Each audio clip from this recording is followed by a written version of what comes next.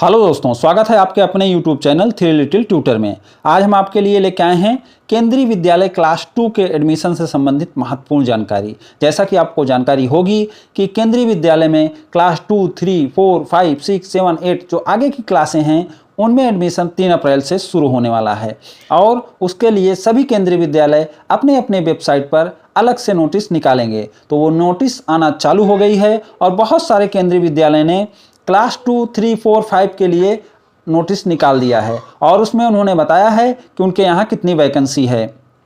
तो आज हम इसी विषय पर बात करेंगे और केंद्रीय विद्यालय में क्लास 2 से आगे की एडमिशन की पूरी प्रक्रिया इस वीडियो में समझेंगे। तो चलिए सबसे पहले हम ये वीडियो स्टार्ट करके देख लेते हैं कि किन केंद्रीय विद्यालयों ने नोटिस जारी कर बता दिया है कि उनके यहाँ किस क्लास में कितनी सीट खाली है।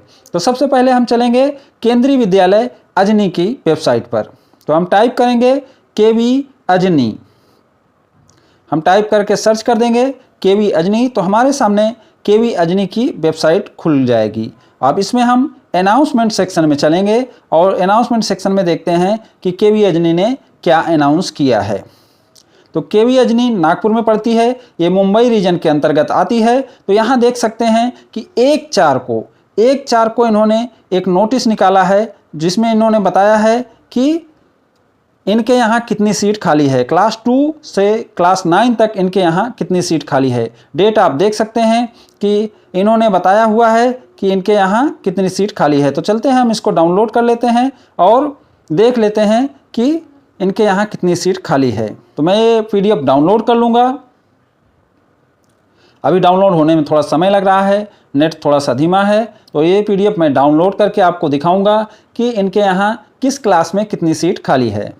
तो ये केंद्रीय विद्यालय अजनी की नोटिस है। इसमें इन्होंने नामांकन कार्यक्रम के बारे में बताया है और इन्होंने बताया है कि इनके यहाँ जो नामांकन शुरू होगा वो 3 अप्रैल से शुरू होगा और यह 12 अप्रैल तक चलता रहेगा। तो इनके यहाँ नामांकन की जो प्रक्रिया है वह 3 अप्रैल से 12 अप्रैल तक चलती रहेगी। और आप इसके साथ ही देख सकते हैं कि इसका लास्ट डेट जो है वो 12 अप्रैल ही है, 2 बजे शाम तक। इसके बाद हम देखेंगे कि इनके यहाँ कितनी वैकेंसी है। तो इनके यहाँ क्लास 3, 4, 5, 6, 7, 8, 9 पूरा 2 क्लास से 9 तक दिखाया गया है और किसी भी क्लास में वैकेंसी नहीं है एक्सेप्ट क्लास 2। क्लास 2 में इनके यहाँ 4 वैकेंसी है, केवल 4 वैकेंसी इनके यहाँ क्लास 2 में है, बाकी कोई वैकेंसी इनके यहाँ नहीं है। तो ये देख सकते हैं आप, 4 वैकेंसी इनके यहाँ क्लास 2 में है। तो इन्होंने जो नोटिस निकाला है बहुत डिटेल नोटिस नहीं निकाला है, केवल ये बताए हैं कि कब से कब फॉर्म भरे जाएंगे और उनका एडमिशन कब होगा। तो 18 अप्रैल से 29 अप्रैल तक एडमिशन होगा और 17 अप्रैल को लिस्ट आएगी, ये बताया गया है। इसी के साथ हम चलेंगे और किसी केंद्रीय विद्यालय का नोटिस देखेंगे जिसमें डिटेल से बताया गया हो। तो चलिए दूसरे किसी केंद्रीय विद्यालय का नोटिस देख लेते हैं। फिर से हम आ गए हैं अपने गूगल क्रोम पर और यहाँ अब हम टाइप करेंगे केवी नंबर 1 रायपुर। तो टाइप कर लेते हैं केवी नंबर 1 रायपुर।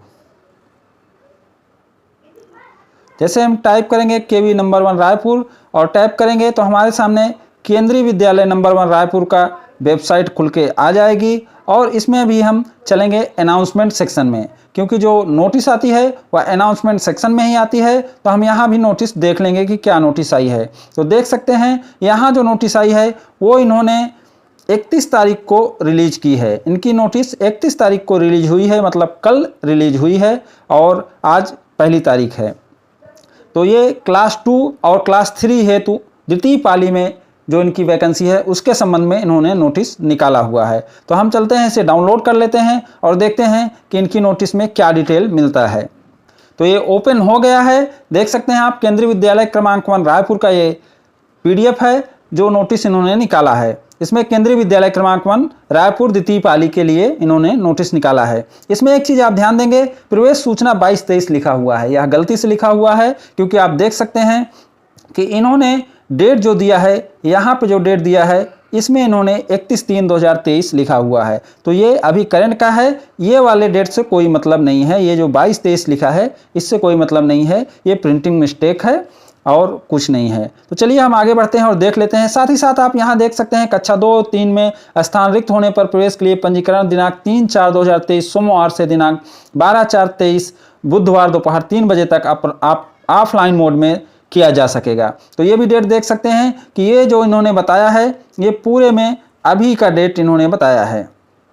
आप देख सकते हैं इसमें इन्होंने अभी का डेट बताया हुआ है। तो ये नया नोटिस है, आपको कंफ्यूज होने की ज़रूरत नहीं है, 22-23 देखकर कंफ्यूज होने की ज़रूरत नहीं है। आप डेट देख सकते हैं, बहुत सारी जगह इन्होंने डेट को मेंशन किया है। आप देखिए इनके यहाँ क्लास 2 और शिफ्ट 2 में, इनके यहाँ 2 शिफ्ट चलता है, तो क्लास 2 में वैकेंसी है और शिफ्ट 2 में वैकेंसी है। तो वो कितनी वैकेंसी है? टोटल 9 वैकेंसी है। और क्लास 3 के शिफ्ट 2 में भी 7 वैकेंसी है, 7 वैकेंसी है। तो उनके यहाँ 2 क्लास में, क्लास 2 और क्लास 3 में वैकेंसी है, बाकी कहीं वैकेंसी नहीं है। तो इसके लिए इन्होंने उम्र सीमा को भी डिस्क्राइब किया है, बताया है। जो उम्र सीमा होनी चाहिए वो 7 से 9 वर्ष होनी चाहिए दोनों क्लास के लिए। जैसा कि आपको पहले से मालूम है कि इस साल क्लास 2 और क्लास 3 के लिए उम्र सीमा सेम हो गई है, तो इसीलिए इन्होंने भी बताया है कि 7 से 9 वर्ष होनी चाहिए। कैंडिडेट का डेट आप बर्थ भी इन्होंने बताया है कि जो बच्चा है वह 31/3/2014 से 31/3/2016 के बीच में पैदा हुआ होना चाहिए। आगे इन्होंने डिटेल बताया है, तो डिटेल भी हम देख लेते हैं। क्या क्या डॉक्यूमेंट आपको लगेंगे, ये इन्होंने डिटेल में बताया है कि आपको डॉक्यूमेंट क्या क्या लगने हैं।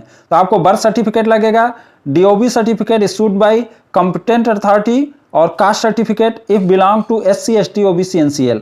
अगर आप किसी कास्ट से बिलोंग करते हैं जैसे SC ST OBC NCL से, तो आपको कास्ट सर्टिफिकेट भी देना होगा। सर्विस सर्टिफिकेट इफ एप्लीकेबल, तो अगर आप किसी गवर्नमेंट सर्विस में हैं, किसी गवर्नमेंट के एम्प्लॉई हैं, तो आपको सर्विस सर्टिफिकेट भी देना पड़ेगा। इसी तरह से ट्रांसफ़र ऑर्डर यानी ट्रांसफ़र सर्टिफिकेट भी आपको देना पड़ेगा लास्ट 7 ईयर्स का, अगर आप गवर्नमेंट जॉब करते हैं तो। एप्लीकेंट आधार कार्ड, बच्चे का आधार कार्ड भी देना है। रेसिडेंस प्रूफ, आपको एड्रेस प्रूफ भी देना है, जिसमें आप इलेक्ट्रिसिटी बिल, टेलीफोन बिल या गैस कार्ड दे सकते हैं। ब्लड ग्रुप का सर्टिफिकेट भी आपको देना है। Transfer certificate of previous school, जो पिछली कक्षा में आपका बच्चा पढ़ रहा था उसका ट्रांसफ़र सर्टिफिकेट भी चाहिए होता है। Report card of previous class, पिछले साल का प्रगति पत्र रिपोर्ट कार्ड भी लगेगा, और 2 पासपोर्ट साइज का फ़ोटो लगेगा। तो इतना डिटेल आप देख सकते हैं, इतना डिटेल आपको देना रहेगा।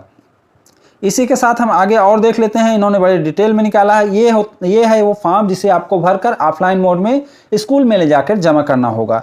तो इस फॉर्म को आप अच्छे से भर के इसे स्कूल में ले जाके जमा करना रहेगा। तो इसको फॉर्म में आप पूरा डिटेल भरेंगे, आपको थोड़ा थोड़ा डिटेल मैं इसमें बता भी देता हूँ। जैसे विद्यालय का नाम पहले आपको ऊपर भर देना है, रीजन भर देना है, फिर विद्यार्थी का पूरा नाम स्पष्ट शब्दों में लिखना है, मतलब कैपिटल लेटर में आपको लिख के देना है। फिर वो पुरुष है या स्त्री है या तृतीय लिंग है उसको भरना है। डेट ऑफ बर्थ भरना है, उसे शब्दों में भी भरना है। फिर आपका 31/3/2023 को आयु, तो 31/3/2023 को उसकी उम्र कितनी है वह भी भर के देना है। इसी तरीके से बच्चे का रक्त समूह भरना है, बच्चे की संबंधित श्रेणी भरना है कि वह SC ST OBC या जनरल या EWS या BPL या डिफरेंटली एबल या SGC चाइल्ड है, क्या है उसको भी भर के देना है। फिर यहाँ माता पिता का विवरण है, जिसे माता पिता का पूरा विवरण भर के आपको देना रहेगा। विद्यालय से दूरी भर के देना रहेगा, और अगर सरकारी कर्मचारी हैं तो उससे संबंधित भी डिटेल आपको भरना रहेगा। फिर ये सेवा प्रमाण पत्र का फॉर्मेट है, इसे आपको भर के देना है। किसे भर के देना है? जो केंद्रीय कर्मचारी हैं उसके लिए फॉर्मेट है, ये केंद्रीय सरकार के कर्मचारियों के लिए फॉर्मेट है। फिर ये है सेवा प्रमाण पत्र राज्य सरकार के लिए है। इसके बाद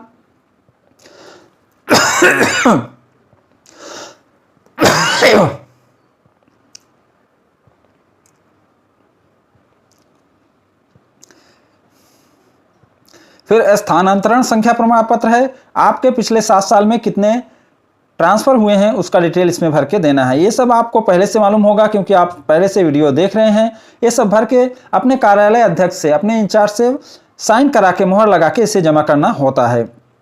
फिर सेवाकालीन मृत्यु प्रमाण पत्र, डाइड इन हार्नेस सर्टिफिकेट, अगर केंद्रीय कर्मचारी के किसी भी माता पिता के साथ ऐसी दुर्घटना हुई है कि उनका सर्विस पीरियड में मृत्यु हुआ है तो वो ये फॉर्म भर के दे सकते हैं। ये डिटेल था जिसे आपको बताना था। बहुत सारे केंद्रीय विद्यालय ने नोटिस जारी किया है और बहुत सारे केंद्रीय विद्यालय ने नोटिस जारी किया है कि उनके यहाँ कोई वैकेंसी नहीं है।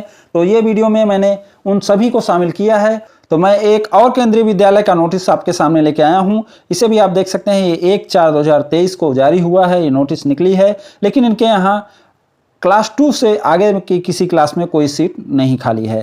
तो बहुत सारे ऐसे भी केंद्रीय विद्यालय हैं जिनके यहाँ कोई सीट खाली नहीं होती है और वह यह नोटिस निकाल देते हैं कि उनके यहाँ कोई सीट खाली नहीं है। तो आप अपने केंद्रीय विद्यालय में चेक करें कि आपके यहाँ सीट खाली है कि नहीं है। अगर सीट खाली है तो आप अपने बच्चे का एडमिशन के लिए फॉर्म जरूर डालें। तो ये नोटिस दिखाने का मेरा मकसद यही था कि सभी केंद्रीय विद्यालय में क्लास 2 से आगे से के क्लास के लिए सीट खाली नहीं होती, क्योंकि क्लास 1 में ही पूरे के पूरे एडमिशन होते हैं और आगे की क्लास में संयोगवश ही ज़्यादा ट्रांसफ़र होने के कारण या अन्य किसी कारण से सीट खाली रह जाती है, तो उन्हीं को फिलअप किया जाता है। तो उम्मीद करता हूं कि ये वीडियो आपको अच्छा लगा होगा। अगर अच्छा लगा हो तो इसे लाइक शेयर करें और हमारे चैनल को सब्सक्राइब भी करें। Thank you for watching.